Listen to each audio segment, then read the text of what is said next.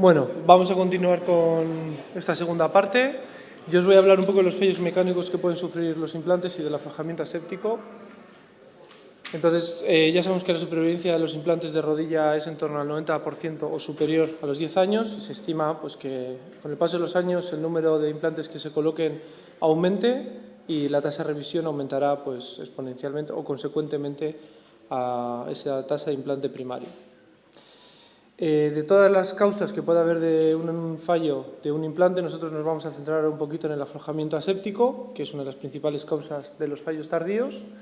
Y bueno, aquí podemos ver un estudio de 18.000 rodillas o implantes, de las cuales el 2,2 falla y hay que revisar. Y de ese 2,2% las principales causas son la infección, inestabilidad, aflojamiento aséptico y rigidez, que en conjunto representan un 84%. Vamos a ver otros artículos. Bueno, en este la tasa de aflojamiento aséptico es un 19%, en este otro un 40%, que me parece un poco excesivo. Tenemos otro con un 31%. Este es un 40%, pero es en población japonesa, que es más demandante a nivel de su rodilla. 23%. Y luego ya muestras más grandes, 60.000 personas, un 16%. Y este último, 83.000 personas, un 22%. Podríamos decir que una de cada 4 revisiones que vamos a realizar, la causa sería un aflojamiento aséptico. Y desconocemos si estas cifras son del todo reales, porque una misma patología puede tener diferentes codificaciones y una malposición puede causar una inestabilidad puede causar una rigidez puede causar un aflojamiento, y tanto el aflojamiento como la rigidez pueden estar producidos por una infección. Entonces es un poco difícil saber cuál es la etiología principal que puede desencadenar el fallo.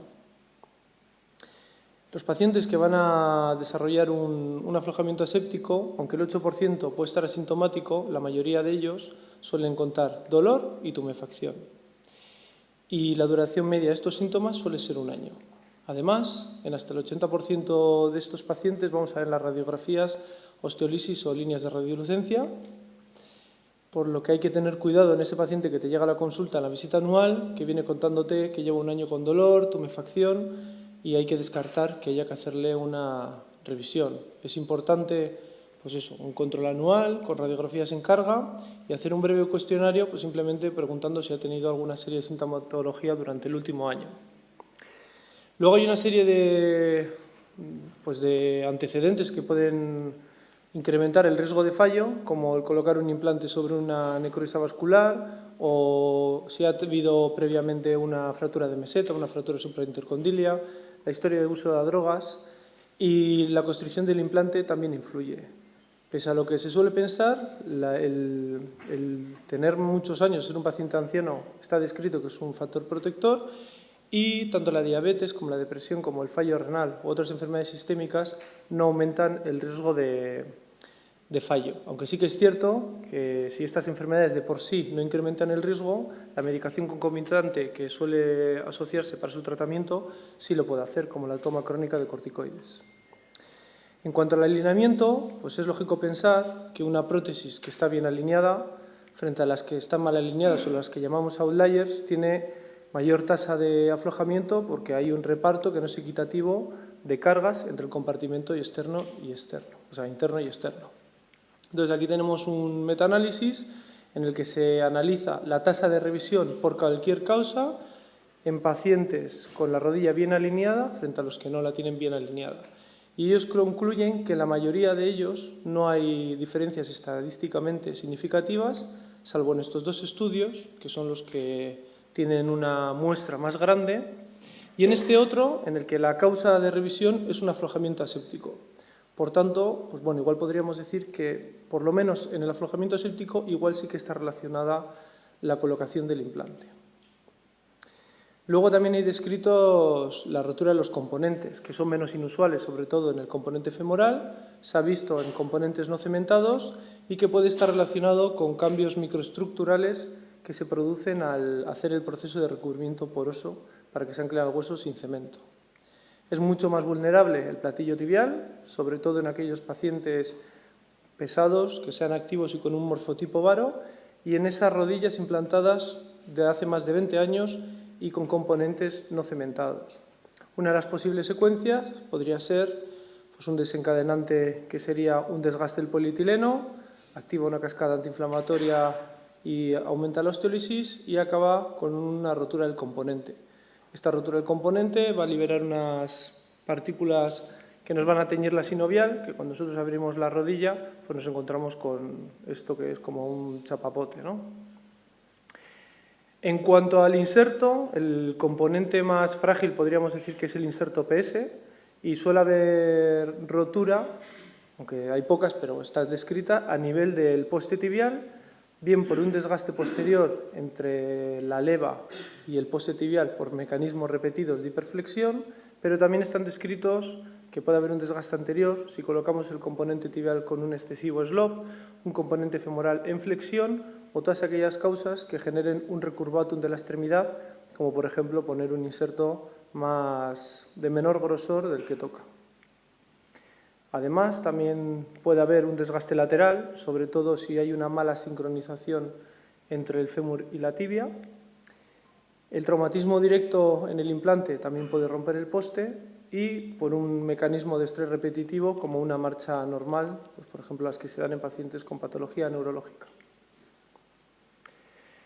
Los insertos también se pueden luxar. La tasa de luxación de un inserto móvil es de hasta un 9%. Puede estar influenciada porque ese inserto está mal colocado, un mal equilibrio de los espacios o un impingement en flexión, frente a la tasa de luxación menor del 1% de los insertos fijos, aunque también los hay, y también producidos por una colocación incorrecta, un mal balance y un impingement en flexión. En cuanto al botón patelar, las principales patologías que puede sufrir es el desgaste, un mal tracking y una dislocación. El desencadenante principal suele ser un mal tracking patelar producido por una malrotación del componente o porque hemos hecho un corte oblicuo en la patela y esto hace que haya una menor área de contacto con un sufrimiento de un área específica y con la consecuente desgaste y dislocación del implante. Bueno, hay descrito también que si nosotros añadimos a una prótesis un vástago, la tasa de fallo a los 5 años es del 8% frente al 66% de las prótesis que no llevan un vástago asociado.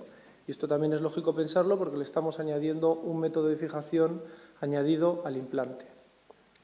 Desconocemos cuál es el método ideal tanto de fijación como el diseño y lo que tenemos actualmente en el mercado son dos tipos.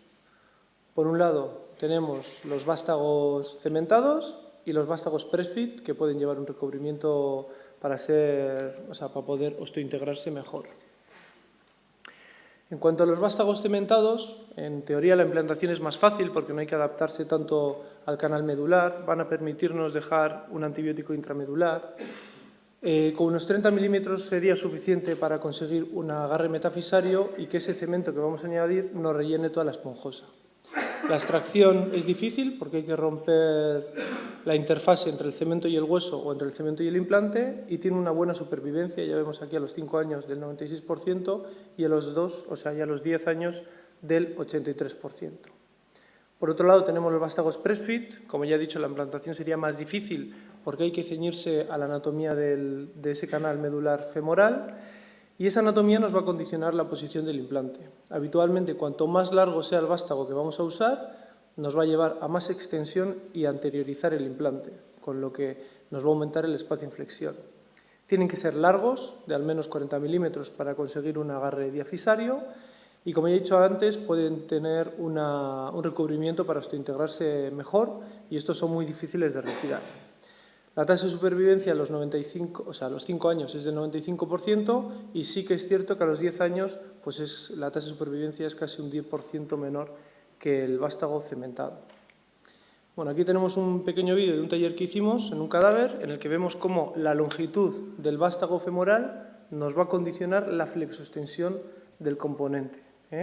De un vástago corto que se nos queda en 3,5 grados de flexión, según nosotros introducimos la fresa dentro de ese canal, el vástago se va a 2,5 grados de extensión. Bueno, en este caso la fresa, que lo hemos hecho con un navegador.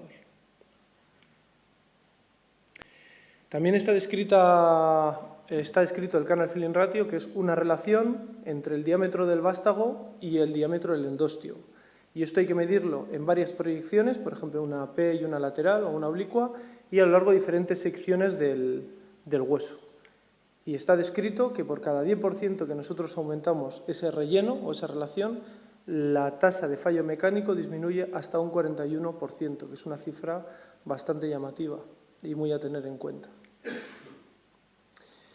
Podemos decir que la supervivencia y los resultados con los vástagos cortos cementados y los vástagos largos press-fit son bastante similares, pero hay que evitar dos posibles situaciones. Por un lado, los vástagos press-fit cortos metafisarios, porque se ha visto que estos vástagos solo alcanzan un tercio de la estabilidad relativa de un vástago de la misma longitud pero cementado, y los vástagos cementados en pacientes jóvenes, porque con el paso de los años y la disminución del hueso esponjoso pueden llegar a aflojarse. Las vainas y los conos tienen una osteointegración mayor del 95%, en algunos sitios se dice que llega a ser casi del 100% a los 2 años. Sí que es cierto que los conos pueden ser un poquito más propensos a aflojarse, y esto es debido únicamente a que el cono lo colocamos, digamos, a manos libres y no lleva una unión al componente. Por el contrario, la vaina va unida por un cono morse al implante femoral o tibial, y eso es lo que le aporta un poco más de estabilidad. La incidencia de aflojamiento es muy baja, menos del 2%, y la extracción suele ser muy dificultosa y conlleva una pérdida de hueso asociada bastante importante. Y siempre que veamos un cono o una vaina que es aflojado, lo primero que tenemos que descartar es que pueda haber una infección presente. Morgan Jones describió el concepto de las zonas de fijación, y él, de las 3 zonas que tenemos en la rodilla, dijo que en una cirugía de revisión al menos tenemos que conseguir un agarre del implante en 2 zonas, que puede ser epífisis con diáfisis, epífisis con metáfisis o metáfisis con diáfisis. Habitualmente en pacientes que tengan una ORI hasta el tipo 2A, 2B podríamos conseguir un anclaje epifisario más metáfisis o diáfisis, pero ya los que tienen un AORI tipo 3 hay que ir a la metáfisis más la diáfisis, ya que la epífisis es inexistente. Y cuando vamos a ir al quirófano tenemos que hacernos 3 preguntas. ¿Qué zonas de fijación tengo disponibles para hacer esta revisión? ¿Cuál es el mejor método de fijación para el defecto que tengo? ¿Y qué implantes tengo yo disponibles y puedo utilizar para para tratar ese defecto? Si no somos capaces de responder a estas 3 preguntas previo a la intervención, es muy probable que una vez operado el paciente, pues esa cirugía vaya a fracasar con el tiempo. Podemos concluir que los implantes modernos tienen una amplia tasa de supervivencia, que los resultados de los vástagos cortos cementados y los vástagos largos press-fit son similares. Hay que intentar el mayor relleno del canal posible y siempre en cirugías de revisión llegar a fijar el implante en 2 zonas. Y esto también es muy importante, que hay que entender el fallo previo para poder darle la mejor solución posible.